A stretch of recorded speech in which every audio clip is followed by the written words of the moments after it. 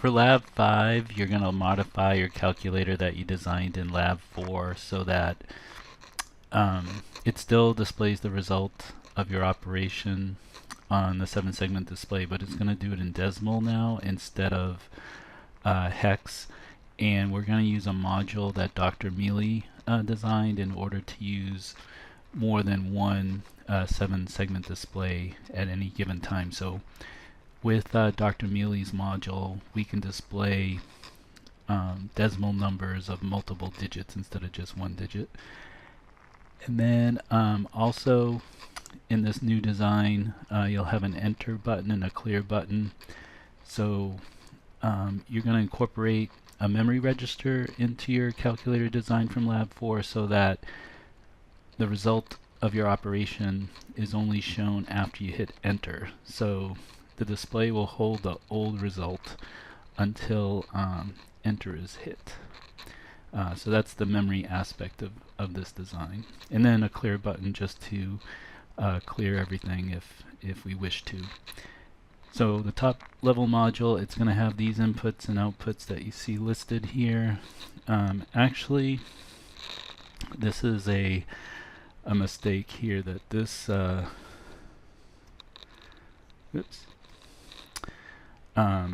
right here, this 1-bit output neg, we no longer need that output, as you'll see.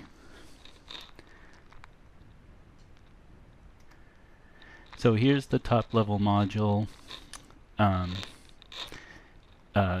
well, the high level black box diagram, and we still have our 8-bit, 4-bit inputs. Those are the numbers that we're adding. We still have our subtract input to indicate whether we're doing subtraction or addition. But here's 2 additional inputs. Okay, 2 1-bit inputs. Here's our clear input and our enter input. The enter input works just like an enable or a load input.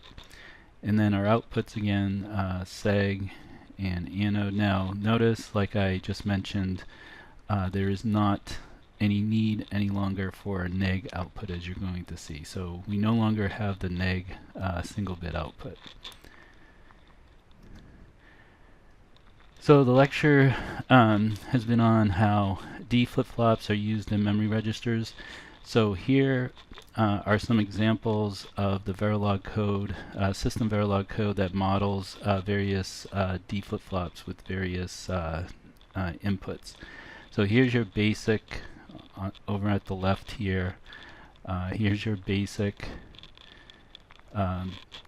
Verilog code modeling a D flip-flop with just a D input and a clock input. Notice that the Q output is initialized to 0. Again, the logic is here. Since Q output is within an always block. Here, for sequential circuits, we use always _FF. Okay, for non-sequential circuits, we were using the always COM block. But anytime you have a flip-flop, which is a sequential circuit, it goes within the flip-flop code, the Verilog code that models a flip-flop goes within an always flip-flop block. And here, this is a positive edge.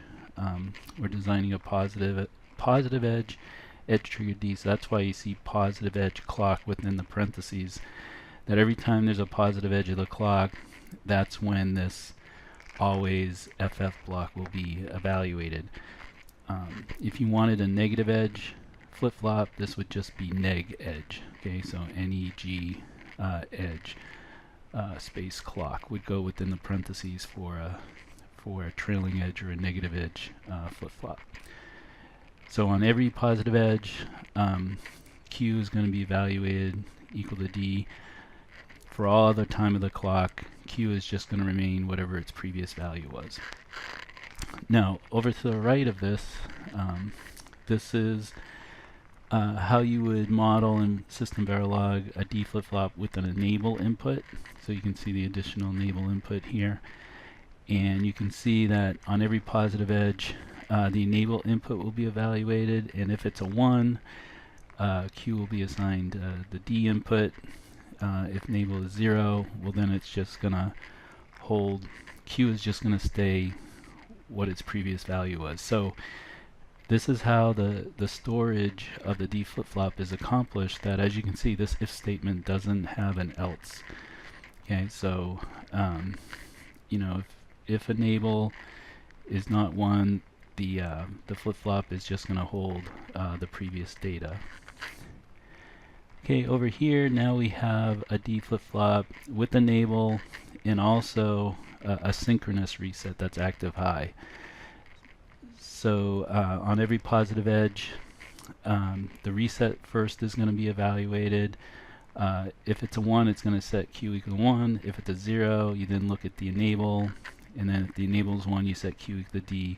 If enable is also 0, then Q is just going to be held its previous value.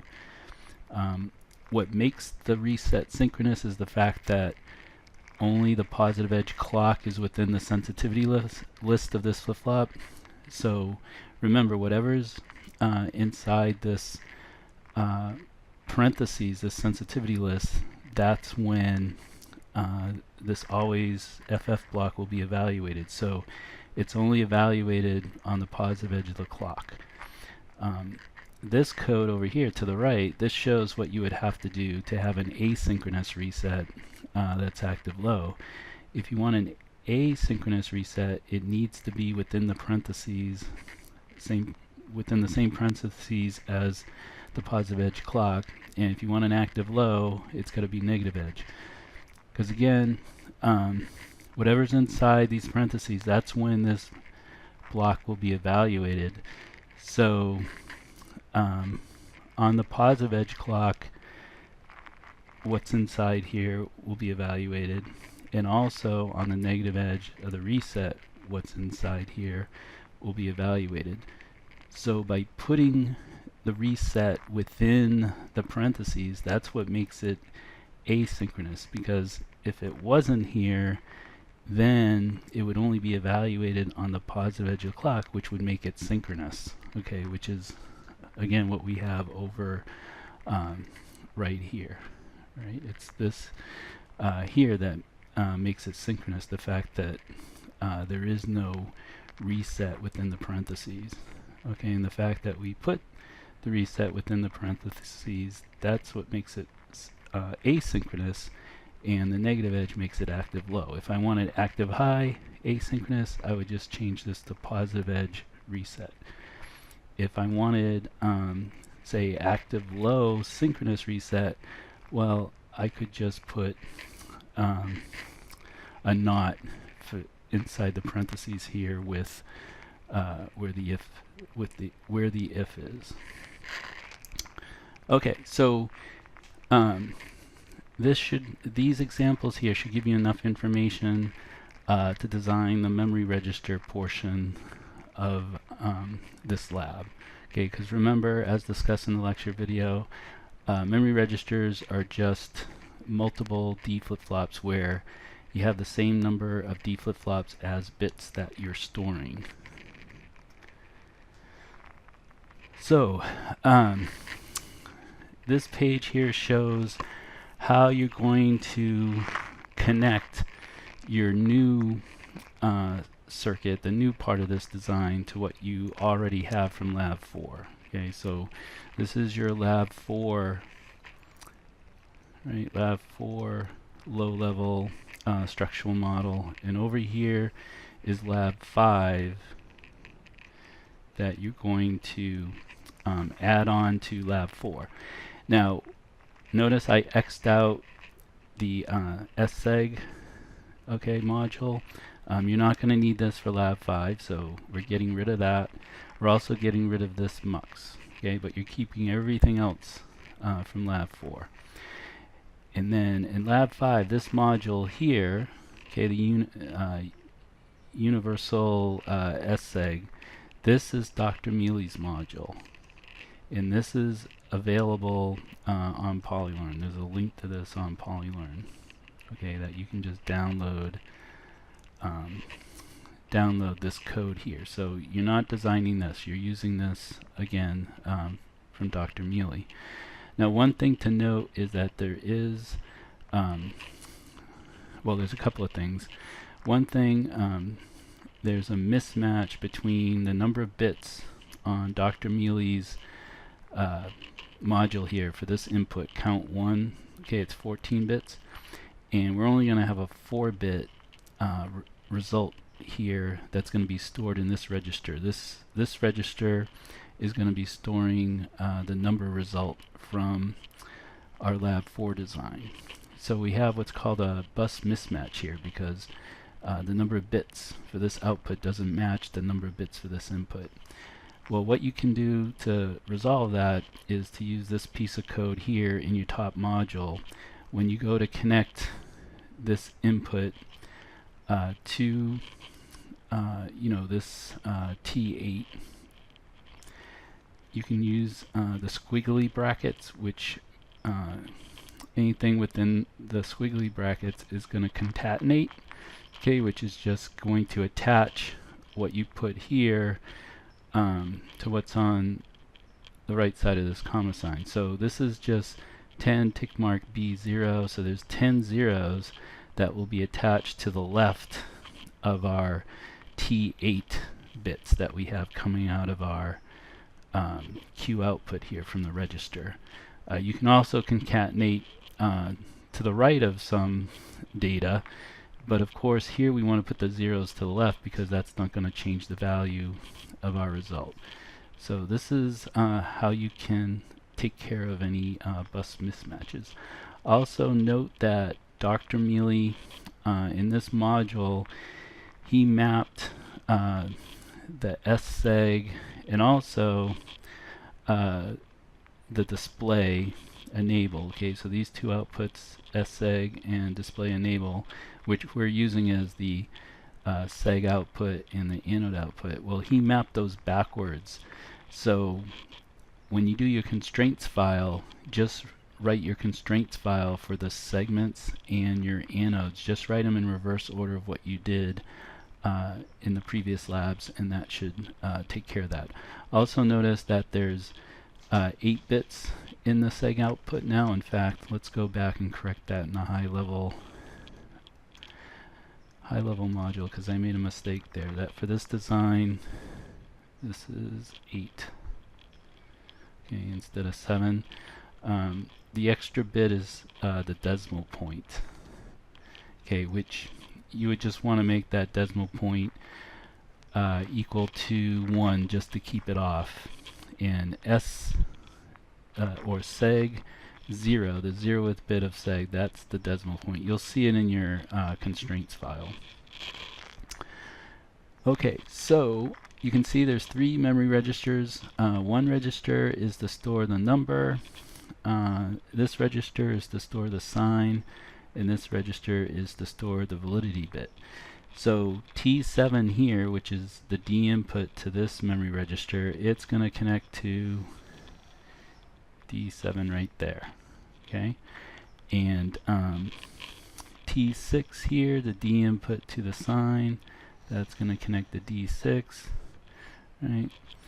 And here T5, this is a 4-bit input to the D input of this register that's going to store our result. Well, that's going to go to T5, so that goes right there. Okay, so that's why we don't need this module any longer, because we're using Dr. Mealy's module to interface to the board displays. And the reason we don't need this MUX is because, again, we're using Dr. Mealy's module to interface to the displays at not only the number itself but also the sign. Dr. Mealy's module, you can read more about it at the top, more details about it, but when the sign input is equal to a 1, what Dr. Mealy's module will do is that it will make the furthest to the left display show a dash for a minus sign. And if the validity input is a 0, meaning invalid, then this module, Dr. Mealy's, will make all the 4 segments show dashes right across, indicating an invalid result. Dr. Mealy's module is being used in this case because with his module we can display numbers on more than one 7-segment display.